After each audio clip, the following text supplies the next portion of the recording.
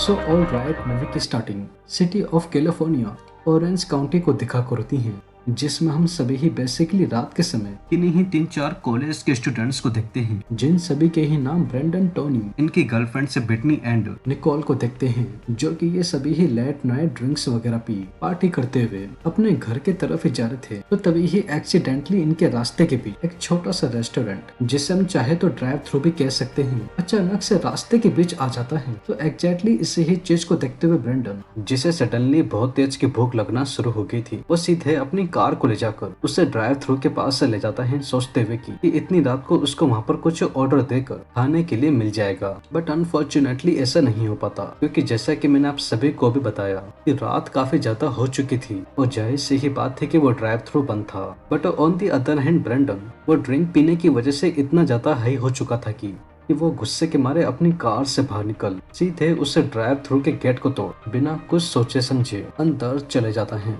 तो समहाउ जैसे तैसे अंदर आती हूँ, ब्रेंडन वो किचन एरिया की तरफ जाकर अपने लिए खाने के लिए ही कुछ ढूंढ रहा था। तो तभी ही उसी ही वक्त अचानक से शॉकिंगली किचन के दरवाजे के अंदर से एक बड़ा ही क्रीपी सा क्लाउन मास्क वाला बंदा आ जाता है, जिसका चेहरा हम फिलहाल के लिए नहीं देख सकते, बट आगे डेफिनेटली जरूर देखेंगे। वो क्रीपी सा आदमी एकदम से ब्रेंडन की गर्दन को पकड़ हवा में उठाकर एक पीछे ही मौजूद उबलते हुए बड़े ही बेरहमी से गर्म तेल में डाल देता है। तो जिसके चलते ब्रेंडन वो एट द मोमेंट दम तोड़ के मर जाता है। बट बात अभी यहाँ पर ही खत्म नहीं होती। बाहर की तरफ मौजूद कार के अंदर बैठे हुए टोनी, निकोल, ब्रिटनी को अचानक से ड्राइव थ्रू के अंदर से ब्रेंडन की बहुत ही तेज की चिल्लाने की आवाज सुनाई देती है। तो बस इसी ही अनएक्सपेक्टेड सीन को देख टोनी वो फिलहाल के लिए ब्रिटनी एंड निकोल को कार के अंदर ही बैठे रहने के लिए कहता है और खुद अकेला जाकर इस बारे में पता करने के लिए ड्राइव थ्रू के अंदर चले जाता है। तो हाउएवर जैसे तैसे ड्राइव थ्रू के अंदर आती है, टोनी उसको अपनी आंखों के सामने एक बहुत ही दिल दहला देने वाला सीन देखने को मिलता है कि ब्रेंडन की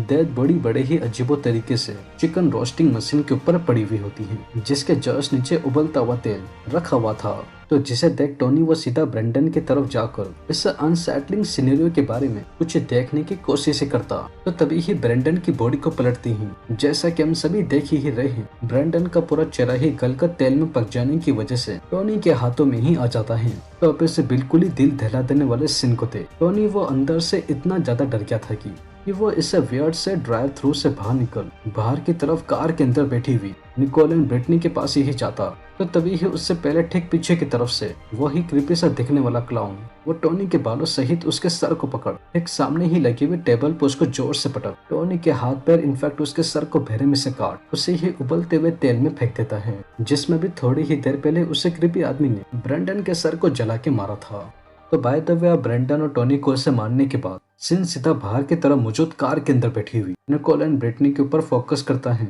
जहाँ पर वो दोनों ब्रेंडन एंड टोनी की मौत से बिल्कुल ही अनजान कार के अंदर बैठकर उनका दोबारा आने का वेट ही कर रहे थे। तो तभी ही उसी ही वक्त उसे ड्राइव थ्रू के अंदर से ब्रेंडन और टोनी तो बाहर नहीं आते, बट वो क्रीपी सा मास्क पहना हुआ हाथों में बड़ी सी मसेटी लिए हुए आदमी जरूर आ जाता है, जो कि वो सीधा उस मसेटी को ले कार के शीशे पे मार अंदर बैठी हुई निकोल एंड ब्रिटनी के टूटे हुए कांच के टुकड़े उनकी आंख, नाक और सर के अंदर बुरी तरीके से घुसती हैं। एट द मोमेंट मौत हो जाती हैं। अब दोस्तों मैंने आप सभी को ये होल इंटायर सेगमेंट इसलिए बताया है क्योंकि आगे चलकर यही सिनेरियो हम सभी की ही बहुत काम आने वाला है, क्योंकि अब तक हमने जो देखा है वो तो इंट्रो ही था इस मूवी का।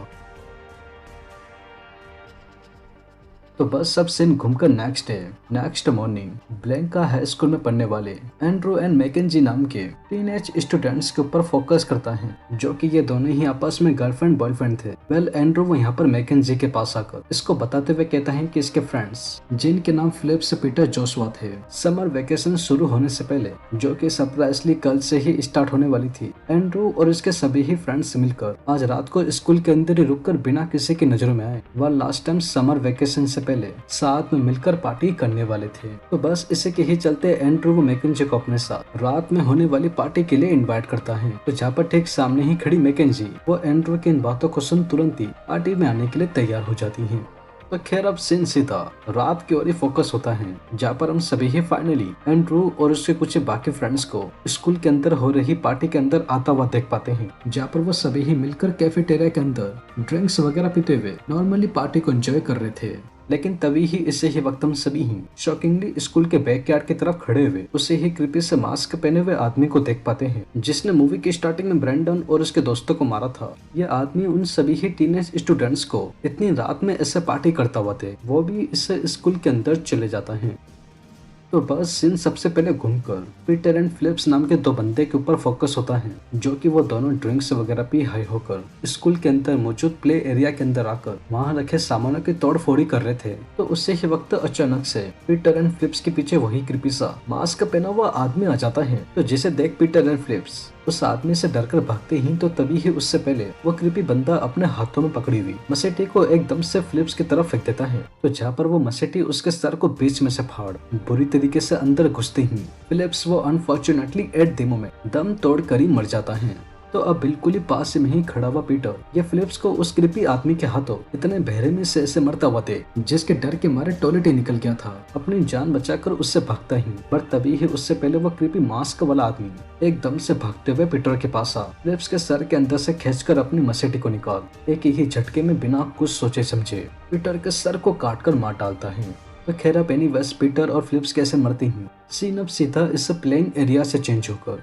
बेसमेंट के अंदर मौजूद जोशुआ के ऊपर फोकस करता है, जहाँ पर ये बेसिकली एंड्रू एंड मैकेंजी को कहकर, जो कि अभी इस समय स्कूल के कैफेटेरिया के अंदर अपने फ्रेंड्स पीटर एंड फिलिप्स के मौज से अंजाम पार्टी वगैरह कर रहे थे। बेसमेंट के अंदर रखे फ्रीजर के अंदर से पार्टी के लिए कुछ ड्रिंक्स लेने के लिए ही आया था। तो तभी ही जोशुआ को पास में ही रखे फ्रीजर को खोलती हूँ। इसके अंदर से ड्रिंक्स वगैरह तो नहीं मिलती, बट एक चौंका देने वाला सीन जरूर देखने को मिलता है कि किसी ने पीटर का कटा हुआ सर बहुत ही अजीबो तरीके से काट कर अंदर रखा हुआ था, जिसे रखने वाला और कोई नहीं बल्कि वही क्रीपी सा क्लाउन फेस वाला बंदा होता है। तो मेन वेल से दिल दहला देने वाले दृश्य को देख जोशुआ वो अंदर से इतना ज्यादा डर गया था कि ऊपर कैफेटेरिया के अंदर मौजूद एंड्रू एंड मैकेंजी को इस टिपिकल मैटर के बारे में भागकर बताने के लिए ही जाता। तो तभी ही उससे पहले जोशुआ उसके सामने की तरफ वही क्रीपी सा हाथों में मसेटी लिए हुए क्लाउन फेस वाला बंदा आ जाता है, जहाँ पर वो क्रीपी आदमी अपनी मसेटी की मदद से एक ही झटके में सीधा जोशुआ को बीच में से फाड़ बॉडी के नीचे से दो टुकड़े कर